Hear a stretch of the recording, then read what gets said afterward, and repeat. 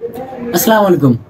এমকে servicing সেন্টারের পক্ষ থেকে আমি মামুন তপু আপনাদের জানাই আন্তরিক শুভেচ্ছা ও অভিনন্দন। আজকে ছোট্ট একটি বিষয় নিয়ে কথা বলবো। আমরা সচরাচর সাউন্ড সিস্টেমের সাথে যারা জড়িত তারা অবশ্যই 240 মালগুলো ব্যবহার করে থাকি। 240 ডিএমএক্স গুলো প্রতিনিয়ত আমরা ব্যবহার করে থাকি। এই যে আজকে যে ডিএমএক্সটি এখন আমি কাজ করব, খুব সীমিত সমস্যা আমার কাছে মনে হলো, খুব সীমিত সমস্যা, কিন্তু হতে পারে অনেকে এটা নিয়ে বিভ্রান্ততে থাকে যে আমার ডিএমএক্সটা কি আদৌ ঠিক হবে কিনা। আমার কাছে মনে হলো ডিএমএক্সটা খুব সামথিং একটু সমস্যা। ভাই নিয়ে আসছে, তার এক তো হলো আউটপুট নাই, দ্বিতীয়ত ম্যানুয়াল জ্বলে আছে। আমার জানা মতে যারা 240 ইউজ করে ম্যানুয়ালটা কাটা তাদের কাছে কোনো বিষয়ই না, হয়তোবা সবাই জানে না।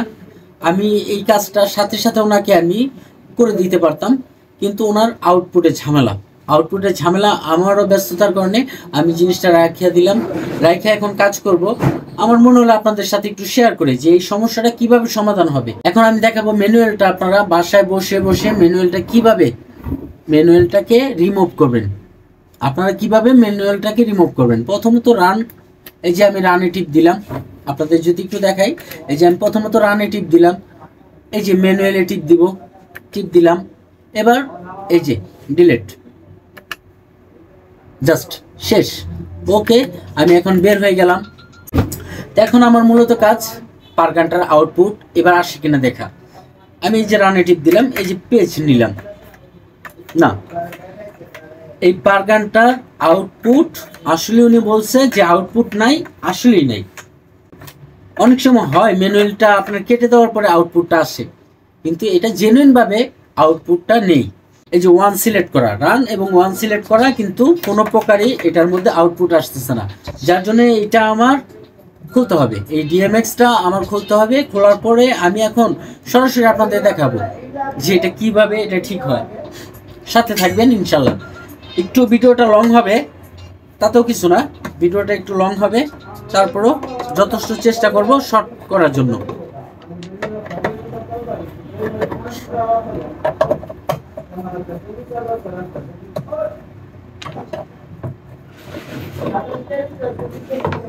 আপাতত আমি ডিএমএক্সটা অফ করে নিলাম, আমার ফ্যাডারগুলো সব নামিয়ে নিলাম।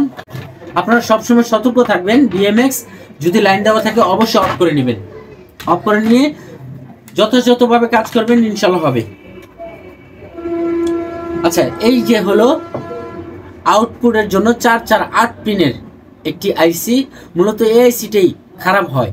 অধিকাংশ আপনার 100 ডিএমএক্স কাজ করলে আউটপুটের জন্য 98টাই এই সমস্যা থাকে যে এই আইসিটা 8 পিনের খারাপ হয়ে যায়।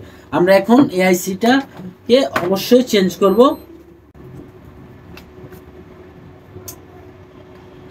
আচ্ছা, আমার এই ডিপাটার মধ্যে শুধু অনলি ডিএমএক্স এর জন্য যত প্রকার আইসি লাগে আমি এটার মধ্যে সংগ্রহ করে রাখি।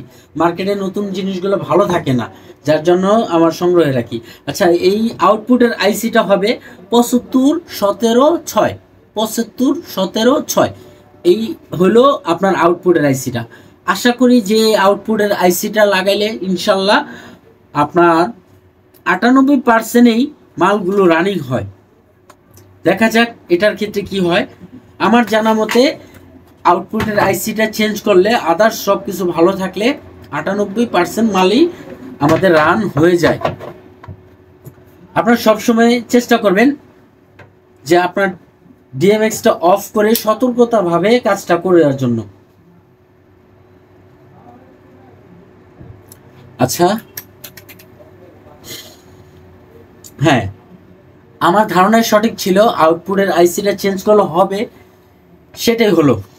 আচ্ছা, এটা প্রোগ্রাম করা। আমি যদি প্রোগ্রামটা ডিলিট করে দিই, এই যে আমার প্রোগ্রামটা অলরেডি ডিলিট।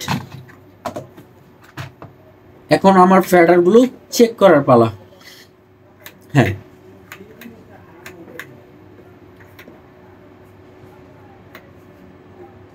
মেবি এটা টোটালি সবগুলো ফ্যাডার ভালো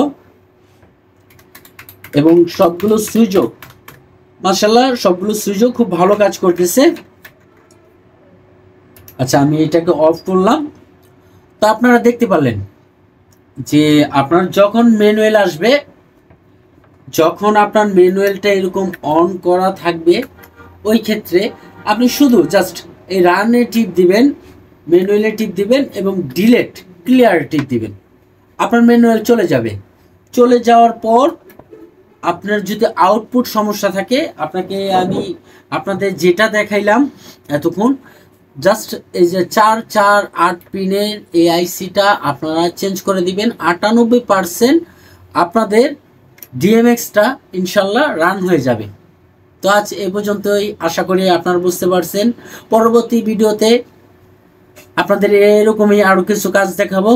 ইনশাল্লাহ পাশে থাকবেন, সাপোর্ট করবেন, সাপোর্ট পাবেন। ধন্যবাদ, ভালো থাকবেন। আবার দেখা হবে ইনশাল্লাহ অন্য কোনো ভিডিওতে।